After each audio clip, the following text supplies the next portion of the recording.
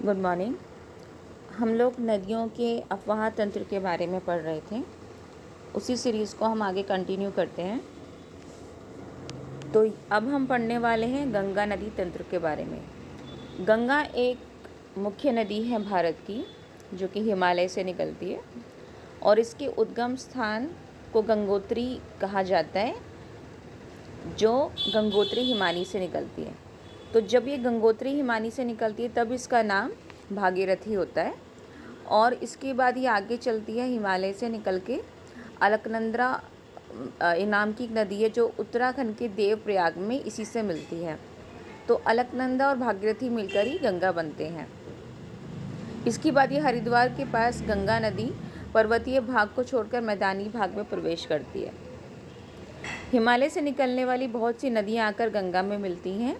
इनमें से कुछ प्रमुख नदियाँ हैं यमुना, घाघरा, गंडक तथा कोसी। भारत की जितनी भी प्रमुख नदियाँ हैं उनकी काफ़ी सारी सहायक नदियाँ होती हैं। तो वो सहायक नदियाँ ही मिलकर इन नदियों को और भी बड़ा कर देती हैं। इनमें पानी की मात्रा बढ़ जाती है और ये बहुत ही लंबी चलने वाली नदियाँ बन जाती हैं। यमुना नदी हिमालय के यमुनोत्री हिमालय से निकलती है। ये चीज़ें हमको याद रखनी है कि यमुना यमुनोत्री हिमानी से निकलती है और गंगा गंगोत्री से। उसके साथ ही जो सिंधु नदी है उसका उद्गम होता है मानसरोवर से। ये गंगा के दाहिनी किनारे के समानांतर बहती है और इलाहाबाद में गंगा में जाकर मिल जाती है। तो आपने सुना होगा कि इलाहाबाद में ही कुंभ नाम का एक बहुत बड़ा धार्मिक मेला होता है। तो इस मेले में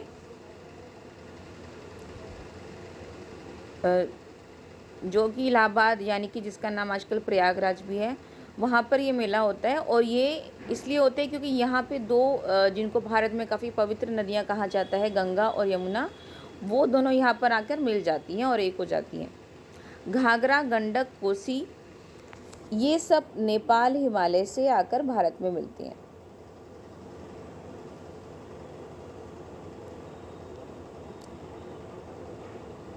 तो हिमालय का कुछ हिस्सा नेपाल में भी है, तो वहाँ से भी कुछ नदियों का उद्गम होता है, जैसे कि ये कोसी है, गंडक है, ये सारी। तो ये भी आके भारत में गंगा नदी के साथ में मिल जाती है।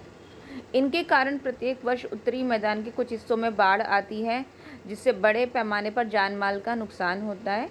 लेकिन ये वे नदियाँ हैं जो मिट्टी को उपजाऊपन प्रदान कर कृषि योग्य भूमि बना देती है। जो ये नदियाँ होती हैं हिमालयी नदियाँ, इनमें अपना पानी तो होता ही है जो कि हिमानियों के पिघलने से बनता है, और साथ में जो भी वर्षा होती है भारतीय मानसून के द्वारा या बाकी अलग अलग फैक्टर्स के द्वारा, उससे इन नदियों में हर साल पानी बढ़ जाता है, जिससे कि क्या होता है, ये नदियाँ एकदम उफान पर आ जाती हैं, काफ़ी ज़्यादा इनमें पानी हो जाता है और फिर ये बाढ़ का रूप ले लेती हैं, जिससे कि क्या होता है, इनका पानी कई बार फैल जाता है और कई घर और खेत, मैदान, बहुत सारी ज़मीनें, ये सब के सब डूब जाती है पानी के अंदर। इससे कई तरीके का नुकसान भी होता है लोगों को, लेकिन इससे एक फ़ायदा भी होता है, क्योंकि ये जिस जिस जगह से होकर बाढ़ गुज़रती है वहाँ की नदी जगह को ये लोग काफ़ी ज़्यादा उपजाऊ बना देते हैं, क्योंकि कई सारे पोषक तत्व या बहुत सारी चीज़ें नदियाँ अपने साथ में लेकर आती हैं, जिसमें बहुत सारे मिट्टी, बालू या जहाँ से भी वो गुज़र कर आ रही है, वहाँ के छोटे छोटे पेड़ पौधे सब के सब इसके अंदर मिले होते हैं, जो कि काफ़ी उपजाऊ बना देते हैं पृथ्वी को या उस ज़मीन को जहाँ से ये बाढ़ का पानी होके गुज़र रहा है। तो एक तरीके से जो बाढ़ आती है नदियों में, वो कृषि योग्य भूमि के लिए बहुत ज़्यादा उपयोगी भी होती है। भारतीय उच्च भूमि से आने वाली मुख्य सहायक नदियाँ चंबल, बेतवा और सोन है। ये जो नदियां हैं, ये भारत का, जो आपने देखा होगा भारत के मानचित्र में, कि जो भारत का मध्य और दक्षिणी भाग है, यहाँ पे भारत में पठार है, जो कि एक मेज की तरीके से उठा हुआ है, ये ज़मीन उठी हुई है। तो यहाँ से भी कुछ नदियाँ निकलती हैं, जिसमें चंबल, बेतवा और सोन ये सभी मुख्य नदियाँ हैं। ये अर्ध शुष्क क्षेत्रों से निकलती हैं, मतलब कि ये ऐसी जगहों से निकलती है जहाँ पे बहुत ज़्यादा पानी नहीं होता है, बट बारिश होने की वजह से या उच्च भूमि होने की वजह से यहाँ पे पानी एकत्रित हो जाते हैं और फिर ये नदियों का रूप लेते हैं। इनकी लंबाई कम होती है और इनमें पानी की मात्रा भी कम होती है। ज्ञात कीजिए कि ये नदियाँ कैसे और कहाँ गंगा में मिलती हैं। तो ये कहाँ गंगा में मिलती है, इसको अभी हम लोग मानचित्र में देखेंगे। बाएं तथा दाहिने किनारे की सहायक नदियों के जल से परिपूर्ण होकर गंगा पूर्व दिशा में पश्चिम बंगाल के फरक्का तक बहती है। फरक्का एक जगह है पश्चिम बंगाल में, वहाँ पूर्व दिशा तक गंगा बहती है। उसके बाद में ही जाके पश्चिम जो बांग्लादेश है वहाँ पे एंटर कर जाती है। ये गंगा डेल्टा का सबसे उत्तरी बिंदु है। यहाँ ये नदी दो भागों में बढ़ जाती है, भागीरथी हुगली, जो इसकी एक वितरिका है। वितरिका का मतलब इसी की एक शाखा है जो जिसका नाम आगे जाके भागीरथी हो जाता है। दक्षिण की ओर बहती है भागीरथी और डेल्टा के मैदान से होते हुए बंगाल की खाड़ी में मिल जाती है।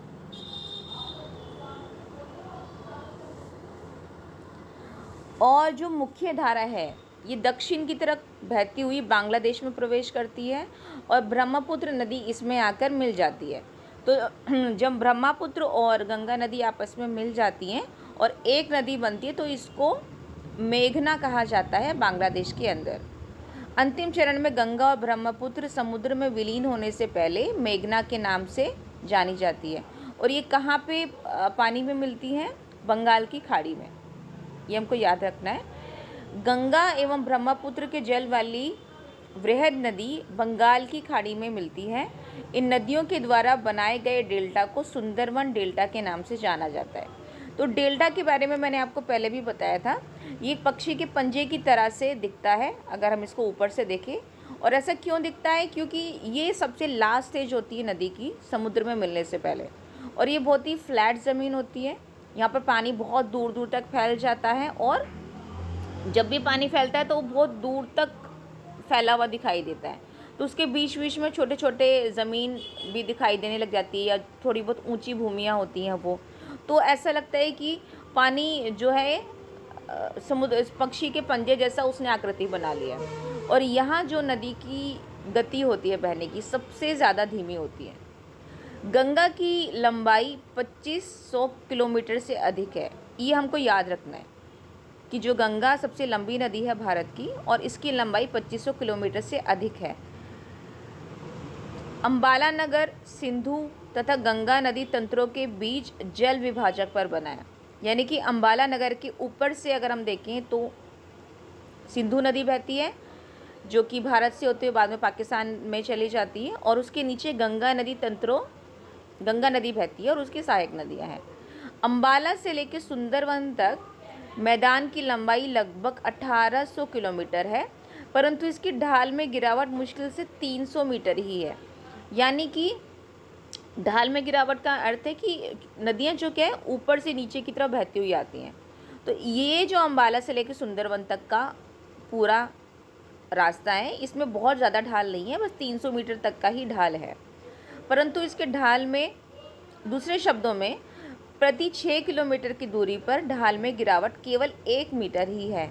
इन नदियों में अनेक बड़े बड़े विसर्प बन जाते हैं। विसर्प का मतलब है कि जो नदी है वो टेढ़ी मेढ़ी बहती है। जब भी नदी की स्पीड कम होगी तो आप देखोगे वो एकदम सांप की तरह से टेढ़ी हो जाएगी, कर्वी हो जाएगी। लेकिन अगर जब भी वो स्पीड में बह रही होगी तो उसकी जो शेप होती है वो स्ट्रेट होती है। अब हम पढ़ लेते हैं ब्रह्मपुत्र नदी तंत्र के बारे में।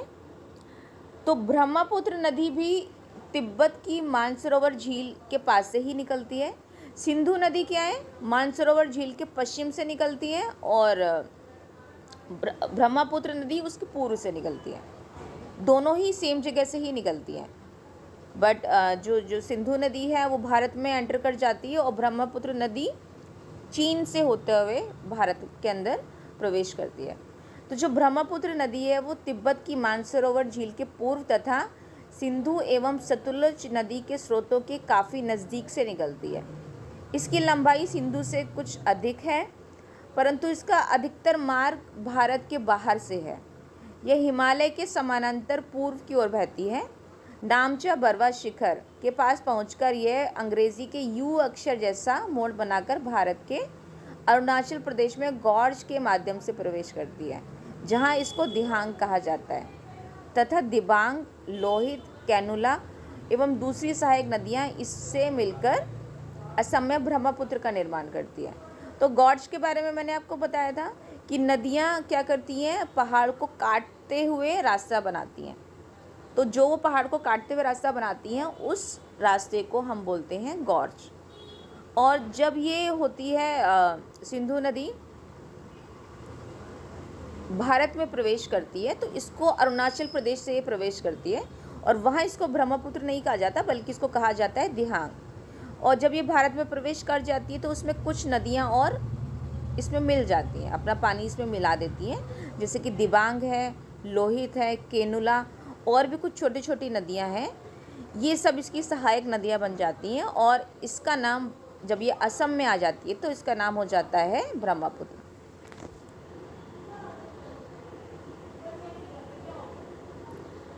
और तिब्बत जहाँ से ये सिंधु और ब्रह्मपुत्र नदी का उद्गम होता है वो एक शीत एवं शुष्क क्षेत्र है।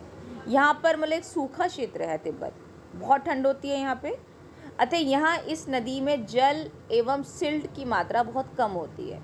भारत में यह उच्च वर्षा वाले क्षेत्रों से होकर गुजरती है। तो यानी कि जब यहाँ से नदियाँ स्टार्ट होती है ना तब यहाँ पे पानी बहुत कम होता है, लेकिन ये जिन रास्तों से होकर गुजरती है ना वहाँ पे वर्षा बहुत ज़्यादा होती है, इस वजह से नदियों में पानी बहुत ज़्यादा बढ़ जाता है। यहाँ नदी में जल एवं सिल्ट की मात्रा बढ़ जाती है। असम में ब्रह्मपुत्र अनेक धाराओं में बहकर एक गुम्फित नदी के रूप में बहती है और बहुत से नदीय द्वीपों का निर्माण करती है। क्या आपको ब्रह्मपुत्र के द्वारा बनाए गए विश्व के सबसे बड़े नदीय द्वीप का नाम याद है? अगर आपको याद है कि कौन सा नदीय द्वीप ब्रह्मपुत्र बनाती है, वो विश्व का सबसे बड़ा नदीय द्वीप है, तो आप मेरे को कमेंट्स में बताएंगे। प्रत्येक वर्ष वर्षा ऋतु में यह नदी अपने किनारों से ऊपर बहने लगती है और बाढ़ के द्वारा असम तथा बांग्लादेश में बहुत अधिक क्षति पहुंचाती है। तो यानी कि लगभग हर साल बांग्लादेश और असम में ब्रह्मपुत्र नदी के द्वारा बाढ़ आती है। उत्तर भारत की अन्य नदियों के विपरीत ब्रह्मपुत्र नदी में सिल्ट निक्षेपण की मात्रा बहुत अधिक होती है।